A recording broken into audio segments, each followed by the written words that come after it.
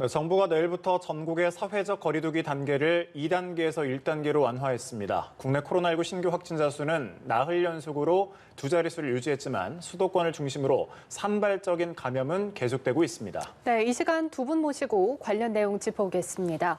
백순영 가톨릭대 의대 명예교수 그리고 김수민 시사평론가 나오셨습니다. 어서 오세요. 네, 어서 오십시오. 안녕하세요. 네, 어서 오십시오. 예. 신규 확진자 수가 58명입니다. 여전히 두 자릿수인데 그런데 한글날 연휴도 있었고 또 주말에는 검사량 자체도 줄어서 역시 이 수치만으로는 좀 안심할 수 없을 것 같다는 생각이 들어요. 예, 진단검사 수가 주말이면 줄어드는 건 네. 사실이고요. 예. 아마 내일까지 나오는 데이터들도 상당히 줄은 것으로 나오겠지만 사실 양성률이 또 문제인데 양성률이 그다지 높아지지는 않아서 주말 효과라고 그래도 실제 환자 수 대비 양성 환자 수는 적다고 볼 수가 있고요. 지난 2주일 동안의 일일 신규 환자 확진자 수를 보면은 60명 선에 머물고 있기 때문에 네. 전체적으로 이 방역의 통제가 잘 되고 있다 하는 것을 알 수가 있고 실제로 추석 연휴가 9월 30일부터 10월 4일이었기 때문에 일단 평균 잠복기 5일 내지 7일으로 계산한다면은 뭐 지금 상황으로 봐서도 상당히 안정적인 감소 추세는 이어지고 있다 하는 것이고 또 감염 재생산 지수도 1 이하로 떨어지고 있기 때문에 지금으로 봐서는 뭐 그렇게 큰 문제는 없을 것으로 보이지만 아직도 좀 문제인 것은 네. 이 서울 수도권에 있어서는 아직도 환자들이 많이 발생하고 있고 특히 취약 지역인 군부대라든지 요양시설, 정신과 폐쇄병동 같은 데서 이런 산발적인 집단 발생은 계속되고 있기 때문에 아직 안심할 상황이 아닌 것이 언제 어디서 대규모의 집단 발생이 나타날 수도 있는 이런 항상 아슬아슬한 순간이 이어지고 있는 것입니다. 네, 계속 좀 경계를 해야 되겠네요. 네. 네, 말씀하신 것처럼 이제 정부가 내일부터 사회적 거리두기 단계를 1단계로 조정을 합니다. 그런데 수도권 같은 경우에는 사회적 거리두기 2단계 방역 수칙 중에 이제 필요한 조치를 유지한다라고 강조를 했는데요. 구체적으로 어떤 점들이 달라지나요? 네, 일단 전반적으로 뭐 수도권, 비수도권 망라해서 달라지는 부분들은 뭐 클럽이라든지 단란주점 이런 5개 종류의 시설에 대해서 예를 들어서 4제곱미터당 1명이라고 하는 그 인원을 이제 지키는 조건으로 이 업종들에 대한 영업을 풀어주게 되는 거죠. 4제곱미터면 뭐 쉽게 얘기해서 가로 세로 2m 이렇게 예. 표현을 할 수가 있겠는데요. 수도권하고 비수도권이 좀 적용 내용이 다릅니다. 아무래도 확진자 수가 수도권에 집중돼 있다 보니까 수도권 쪽에서는 2단계에 조금 준하는 그런 조치가 유지가 될 것으로 보이는데 고위험 시설 10개 종류 예. 원래 이제 중단이 되기도 했었던 그 10개 종류에 대해서는 이제 마스크 착용과 전자출입 명부라는 조건을 제시를 하면서 운영을 계속 할 수 있도록 했습니다. 이게 2단계하고는 조금 차이가 있다고 볼 수 있어요. 2단계에서는 예. 고위험 시설은 중단이거든요. 네. 이 경우는 이제 방역 수칙을 적용을 해서 조건부로 열도록 하는 그런 조치라는 점에서 약간의 차이는 있다라고 볼 수 있겠고 또 교회 같은 경우는 좌석 30m, 좌석의 30%에 예. 해당하는 인원을 모아서 대면 예배를 하는 것은 허용됩니다. 다만 식사라든지 소모임 이런 것들은 교회에서 금지가 되는 부분이 있는 것이고요. 비수도권 같은 경우는 이제 대규모 행사도 가능하다라고 하는 차원에서는 1단계라고 볼 수 있는 그런 단계가 적용이 될 것 같고 고위험 시설도 이제 방역 수칙을 준수한다면 계속해서 운영을 재개를 할 수가 있습니다.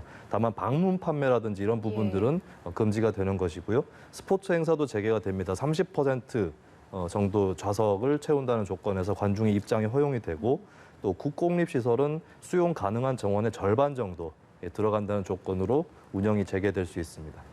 네, 사회적 거리두기 단계를 1단계로 조정을 했는데 어떻게 생각을 하세요?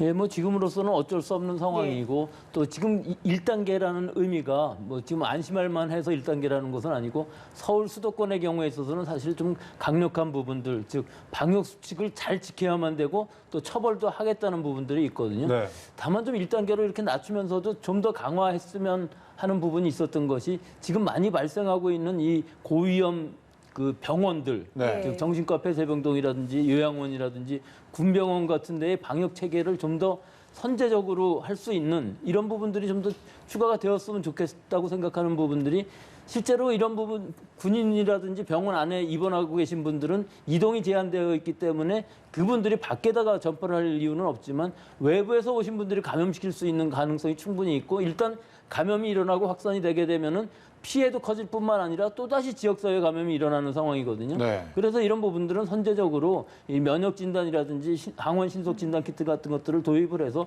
주기적으로 좀 선제적으로 진단 검사를 실시함으로 해서 좀 더 빨리 찾아낼 수 있는 이런 방법을 좀 더 마련해야 될 부분들이 분명히 있었는데 그 부분들이 나올 것으로 기대를 했었는데 그런 부분들은 좀 아쉬운 부분이 있습니다. 네, 보완돼야 될 부분이 좀 더 있어 보인다라는 언급을 해주셨는데 완화를 둘러싼 논란은 그럼에도 계속되고 있거든요.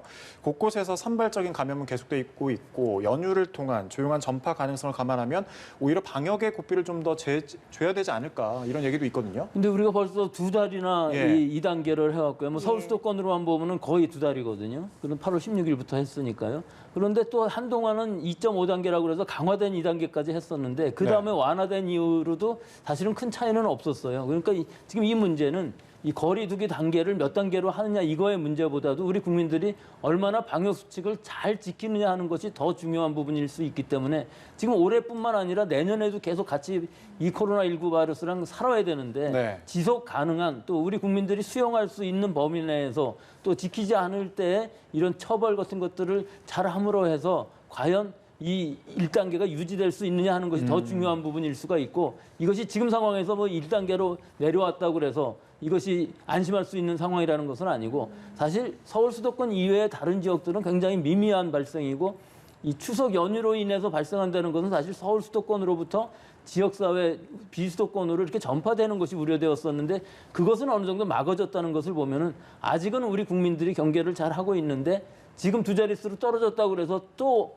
해이해지게 되면 언제 유럽, 미국처럼 될지 모른다는 상황을 항상 가정을 하고서 이런 근본적인 방역 우리가 개인 위생이라든지 네. 거리 두기 같은 것들을 철저히 하게 되면은 우리가 이 1단계라는 이 수준들 뭐 여러 가지 일상생활을 좀 네. 영위해 가면서도 방역의 통제를 할 수 있는 이런 것을 유지하면서 백신이 나올 때까지 기다려서 그 백신도 우리가 좀 더 안정적이고 효과적인 그런 백신을 맞을 수 있는 시기가 내년이면 올 수는 있을 것이라고 봅니다. 네. 네, 이에 따라 교육부는 등교 인원 완화 제한을 오는 19일부터 3분의 2로 완화하기로 했습니다.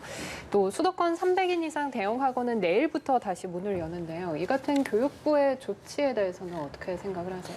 교육부로서는 두 가지 큰 고민이 예. 있었을 겁니다. 첫 번째는 원격 수업이 장기화되면서 중위권이 사라졌다라고 하는 학력 격차가 발생했다는 문제가 있거든요. 이 부분이 이제 등교 수업을 미룰 수 없는 요인이 되었을 것이고 또 아동 돌봄 기능, 학교가 갖고 있는 중요한 기능이 있기 때문에 이 두 가지가 아마 크게 작동을 했을 것으로 보입니다. 일단 3분의 2로 완화한다고 했는데 어느 정도는 이제 꼭 학교들이 3분의 2에 맞춰가지고 여기까지는 괜찮겠지 이렇게 하는 것보다는 어떻게 보면 뭐 오전 반, 오후 반을 좀 나눠서 예. 오전은 뭐 3분의 2, 오후는 3분의 1 이런 식으로 좀 신축적으로 운영할 수 있는 그런 센스가 좀 필요할 것 같고요. 그리고 이제 교육부에서도 약속을 했지만 방역 인력이 충분히 지원이 돼야 이 3분의 2라는 요건을 맞춰가면서 학교 내에서 방역을 충분히 유지할 수 있을 것으로 보입니다. 그런 측면에서 교육부라든지 교육 당국에서 인력이나 시설에 대한 지원들 늦지 않게 이루어져야 될 것 같고요. 그리고 이제 상태가 나빠졌을 경우를 언제나 대비를 하고 언제든지 조금 더 이제 잴 수 있는 그런 예. 준비도 한편으로 갖춰야 되겠다 이런 생각이 듭니다. 네. 저희가 좀 더 세부적으로 들어가기 전에 또 한 가지 짚어봐야 될 게 감염 경로 불분명 환자도 계속해서 급증하고 있거든요. 지난달 27일부터 지난 10일까지 2주 동안 신규 확진자가 995명 발생했는데 이 중에서 감염 경로를 조사하고 있는 사례가 19.8%, 197명에 달합니다. 만약 이렇게 된다라고 하면 누구나 언제 어디선 좀 감염될 수 있는 상황 아닌가요?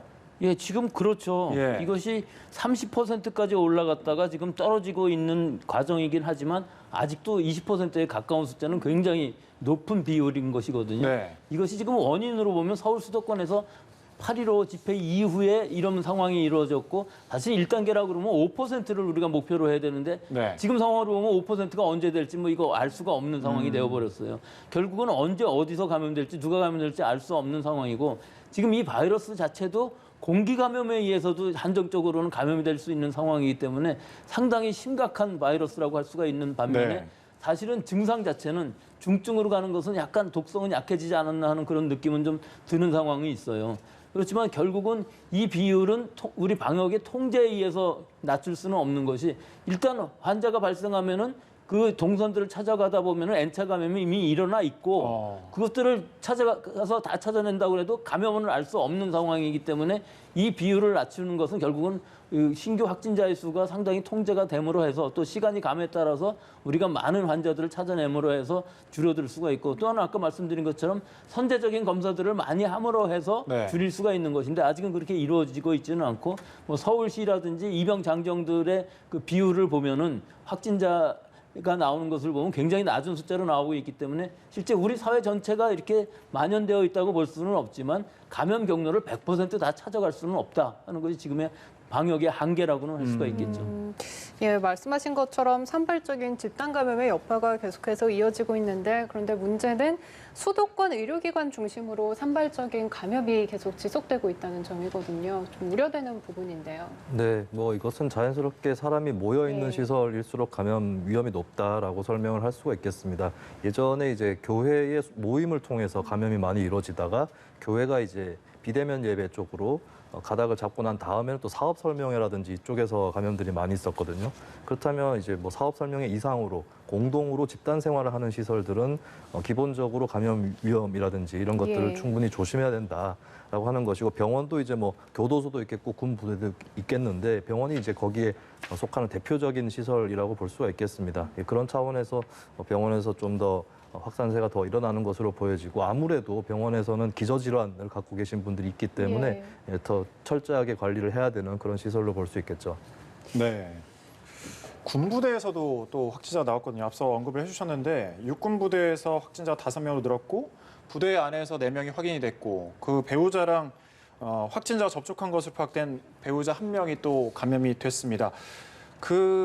역시 좀 뚜렷한 그 감염 경로가 확인이 되지 않았는데 아무래도 군부대이기 때문에 좀 우려가 크거든요. 그렇죠. 예. 지난번에 포천 군부대만 해도 37명이 확진이 되었거든요. 근데 결국은 병사들은 지금 휴가라든지 외출이 금지되어 있는 상황이기 때문에 결국은 부사관이든지 장교분들이 또는 무관들이 네. 밖에 출퇴근을 함으로 해서 감염이 성립되게 되는 것인데 이분들이 결국은 사회생활을 하고 있기 때문에 언제 어떻게 감염이 되는지 알 수가 없는데 일단 병사들 안에 감염이 일어나게 되면은 이 병사들은 단체 생활을 하는 특성상 감염이 계속 늘어나게 되어 있는 상황이기 때문에 확진자가 나왔을 때 결국은 아무리 동일 집단 격리를 한다 할지라도 그 안에서 접촉한 사람들은 밀접 접촉이 많고 1인씩 전부 격리를 해놓는다 할지라도 시간의 감에 따라서 환자들이 늘어나는 이런 상황이 연속되고 있거든요. 그래서 이 부분들도 지금 군대 내에서의 감염이 계속 일어나고 있는데 여러 가지 선제적인 방역 지침을 뭐 외출 휴가 금지만이 문제가 아니라 근본적으로 방역의 선제적인 부분을 해결해야 될 부분이라고 봅니다. 예, 그렇군요.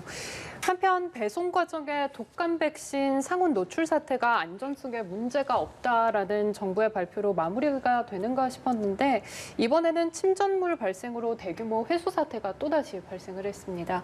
사실 국민들 입장에서는 우려 그리고 불안감이 커질 수밖에 없을 텐데 이번 사태에 대해서 어떻게 보이세요? 네, 조금 좁혀서 해당 행위 기업을 보니까 이제 폭리 혐의로 재판을 받고 있는 뭐 그런 사정도 있더라고요. 그것이 기업 운영에 어떤 영향을 끼쳤을지 이런 것도 좀 지켜봐야 될 것 같고요. 근데 그 이상으로 좀 시스템 전반의 문제가 이번에 드러나지 않았나 이렇게 보여집니다. 상온 노출 같은 경우는 이제 보관이라든지 배송 과정에서 일어나는 것이었다면 이번에 백색 입자는 이제 이게 단백질이 응고되면서 만들어지는 것인데 보관 배송이 아니라 제작 과정에서 제조 과정에서 일어났다라고 하는 추정이 조금 더 유력하게 보이거든요. 네. 배송 보관은 이제 2 내지 8도라는 콜드체인 온도를 지킨 것 같은데 제조 과정에서 이를테면 주사기에 백신을 충전하는 과정에서 뭐 잘못했다거나 이런 것을 통해서 이제 생겨났다라고 하는 그런 설득력이 있는 가설이 있습니다. 근데 이제 문제가 이게 제도가 미비한 것이냐 했을 때 국가 출하 승인 제도라는 게 있습니다. 그러니까 판매에 들어가기 전에 국가에서 이런 백신에 대해서 이제 승인을 내려주는 이 제도가 있는데 이 제도가 있는데도 제대로 작동을 하지 못했는 것이 아니냐라고 하는 지적이 있는 거거든요. 그렇다면 이번에 뭐 사실 이렇게 되면은 배송 보관뿐만 아니라 그 전에 제조 단계에서부터 전반적으로 조금씩의 문제가 다들 발생을 하면서 이제 대거 수거하는 사태가 벌어졌다고 하는 건데 이번 기회에 전반적인 시스템 점검은 불가피하다 이렇게 보여지는 것입니다. 그러니까요. 이 백신 관련해 가지고 또 많은 분들이 좀 궁금해하고 있는 부분이 있어요. 이 백색 가루, 뭐 단백질로 언급을 해주셨는데 이게 뭐 실제로 안전한 건가요? 이 예. 백색 가루라는 부분이 사실은 물에 녹지 않는 단백질의 덩어리라고 볼 수가 있는 예. 것이죠. 예. 결국은 이 백신이 상온에 노출되었다든지 혹은 이물질이 혼입돼서 생긴 것은 아니고 제조 과정 중에 품질 관리에 문제가 생겨서 생긴 것이거든요.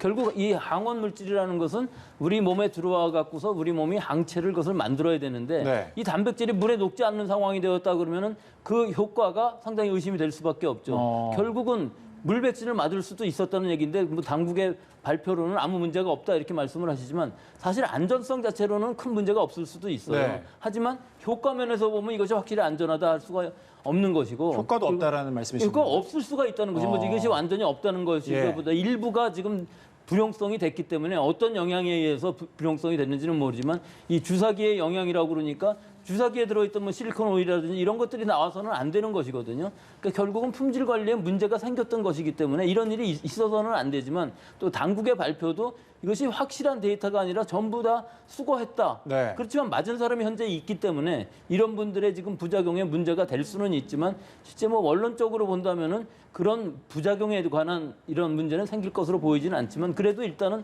맞은 사람들의 입장에서는 장시간 보면서 예. 어떤 부작용이 나타나는지 일단 어떤 부작용이라도 있으면 바로 신고를 해야 될 것으로 봅니다. 교수님 그러면요. 지금 현재까지 17,812명이 접종된 것으로 파악이 됐는데 지금 말씀처럼 부작용도 없을 수 있지만 효과도 없을 수 있다라는 말씀을 해주셨는데 만약 그렇다면 또 맞아야 되나요? 글쎄요, 그거는 예. 그 맞은 사람들이 항체가 얼마나 생겼는지 좀 조사를 해보면 좋을 것 같은데 그런 예. 부분을 하는지 안 하는지 좀 알 수가 없고요. 과연 효과가 있었는지 없었는지 그거에 대한 그 임상 데이터를 확실하게 내놓으시고 이것은 문제가 없다고 그렇게 결론을 지어야 될 것 같은데 지금으로서는 아주 아무런 데이터가 없이 문제가 없다 이렇게 얘기하는 것은 좀 문제가 있어 보이기 때문에 예. 이 방역 당국 뭐 또 식약처 질병관리본부 다 달라요 주관 기관들이 그래서 이런 부분에 대해서는 일관적으로 어떻게 해결을 할 수 있는 시스템이 마련돼야지 전부 이렇게 너무 여러 당국이 한 당국이라고 그래도 한 부가 아니고 뭐 질병관리청도 있고 뭐 조달청도 있고 여러 군데에서 지금 관리를 하다 보니까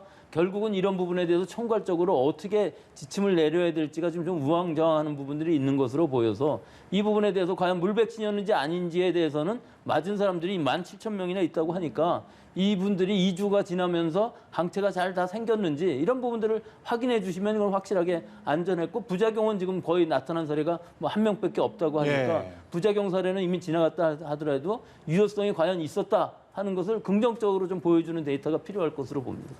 네, 사실 효과가 없었다면 개인적으로 알 수 있는 부분은 사실 힘든 것이고 그리고 이렇게 백신을 맞고 통증을 호소하시는 분들도 있는데 사실 부작용이 있다면 어떤 구체적인 것들이 있을 수 있을까요? 이 원래 독감 백신은 부작용이 많기로 유명한 것이거든요. 맞은 자리가 아프다든지 붓는다든지 또는 열이 난다든지 뭐 여러 가지 근육통이 생긴다든지 이런 것들은 가벼운 증상이라고 어떻게 볼 수는 있어요. 하지만 지금 이런 상황에서는 어떤 증상이 그중에 어떤 증상이 나타나든지 일단은 부작용이라고 보고서 얘기를 해야 되는데 뭐 맞은 사람은 거의 10% 이상이 이런 일이 일어날 수가 있는 것인데 모르고 지나가는 경우가 상당히 많을 수가 있죠. 하지만 지금으로서는 부작용보다도 오히려 이 백신이 과연 효과가 있었느냐 하는 것을 더 증명하는 것이 예. 중요해 보입니다. 네, 마지막 질문을 드릴 건데 역시 좀 의약품 관련된 거라 교수님께 질문을 드려야 될 것 같습니다.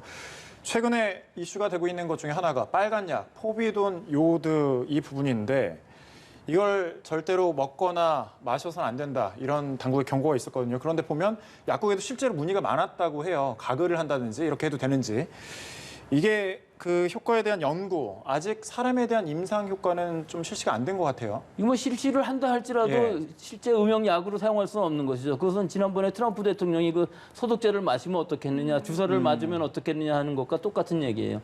포비돈 요드라는 이 소독제가 결국은 우리 몸에 상처가 났을 때 소독을 함으로 해갖고 그것이 병원균이든 바이러스든지 다 죽이는 것이거든요. 즉 이것이 무슨 코로나 바이러스냐, 뭐 이게 RS 바이러스냐, 아니면 독감 바이러스냐는 상관하지 않고 다 죽이는 것이기 네. 때문에 일단 그 처방 자체가 소독약으로 또 가글약으로 처방이 만들어진 제재라 하면은 가글링도 할 수가 있고 우리 코 점막에도 뿌려갖고서 예방 효과를 얻을 수는 있겠지만 아직까지 그렇게 포비돈 요오드를 갖고 만들어진 약들은 없기 때문에 가글에서 소독제 효과가 있다 할지라도 안 하는 것이 좋을 것으로 보이고요.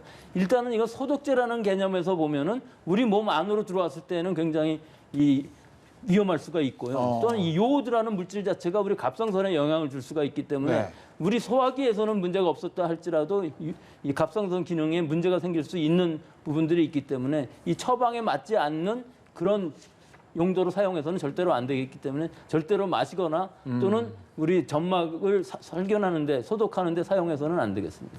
예, 알겠습니다. 오늘 말씀 여기까지 듣겠습니다. 지금까지 백순영 가톨릭대 의대 명예교수 그리고 김수민 시사평론가였습니다. 고맙습니다. 고맙습니다.